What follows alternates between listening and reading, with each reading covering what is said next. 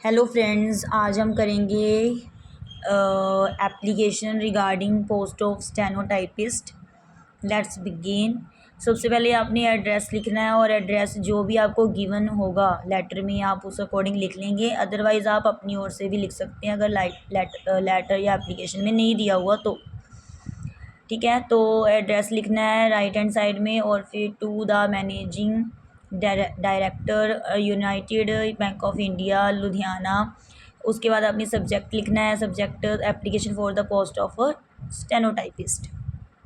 Sir, ठीक है, sir की जगह मैडम भी हो सकता है अकॉर्डिंग टू यूर जो भी होगा ना एप्लीकेशन में दिया होगा आपको पेपर में, है ना, उसके अकॉर्डिंग लिखोगे। अदरवाइज़ आपने अगर आपने स्टेनोटाइपिस्ट के लिए पोस्ट लिखनी है तो आप अपना एड्रेस लिखोगे। ठीक है, और मैडम को लिखनी है, सर को लिखनी है, वो आपको जैसे भी लिखनी होगी आप लिख सकते हो, जिसको भी।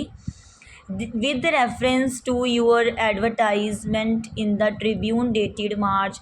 तो वैसे जो भी आपने कहते रेफरेंस दिया था ना, एडवर्टाइज़ किया था, फिर न्यूज़पेपर का नेम लिखाना है, डेट भी लिखनी है अभी कब एडवर्टाइज़ किया था अखबार में, for the post of stenotypist. ठीक है, स्टेनोटाइपिस्ट की पोस्ट के लिए।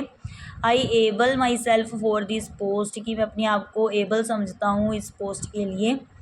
I am post graduate with 2 years experience, मतलब कि मैं पोस्ट ग्रेजुएट हूँ, 2 साल का एक्सपीरियंस भी है। I hope you will give me a chance my biodata. तो वो कहता है कि मैं उम्मीद करता हूँ कि आप मुझे एक मौका दोगे और मेरा बायोडाटा है। आपने नेम लिखना है, अपनी डेट ऑफ बर्थ लिखनी है, एजुकेशन क्वालिफिकेशन लिखनी है, एक्सपीरियंस लिखना है। ठीक है, टाइपिंग स्पीड कितनी है आपकी वो लिखोगे, शॉर्ट हैंड स्पीड कितनी है वो लिखोगे। ठीक है, और फिर आपने लिखना है sir I have good experience of this work, कि मेरा बहुत ही अच्छा अनुभव है इस काम के साथ। एंड स्पोकन इंग्लिश, और उसको स्पोकन इंग्लिश में भी उसका एक्सपीरियंस है। I hope you will give me A favourable response, तो मैं उम्मीद करता हूँ कि आप मेरे पक्ष में रिस्पॉन्स देंगे। Yours faithfully. फिर आपने नेम लिखना है, अगर आपको लेटर में दिया है उसके अकॉर्डिंग लिखोगे। अदरवाइज़ आप अगर रियल में किसी को अपनी पोस्ट के लिए आपने, है ना, अप्लाई करना, उसके लिए लिख रहे हो तो फिर आप अपना नेम लिखोगे। ठीक है, तो इसके साथ ही ना हम एक लेटर और भी करेंगे इसके साथ ही। चेंज यूअर सब्जेक्ट, एप्लीकेशन करेंगे कि आपने अपने सब्जेक्ट को चेंज करवाना है, उसके रिगार्डिंग है।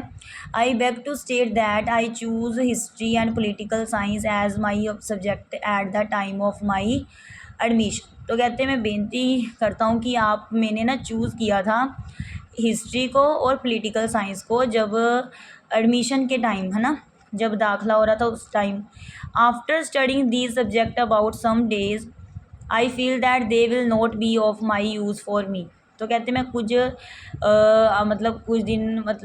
सम डेज़, कुछ दिनों के बाद, पढ़ने के बाद मुझे लगता है, मैं फ़ील करता हूँ कि ये मेरे किसी यूज़ के नहीं हैं, मतलब इनका मेरे लिए कोई यूज़ नहीं है। आफ्टर माई ग्रेजुएशन, मतलब मेरी ग्रेजुएशन के बाद इसका मेरे लिए कोई यूज़ नहीं है। Because I wanted to become a mathematics और इंग्लिश प्रोफेसर, क्योंकि मैं बनना चाहता हूँ। आई वांट आएगा, I want to become, wanted नहीं आएगा, वांट आएगा। I want to become a mathematics, की मैं मैथमेटिक्स या फिर इंग्लिश का प्रोफेसर बनना चाहता हूँ। I request you to permit me to change these 2 subject and I want to take mathematics and economics subject.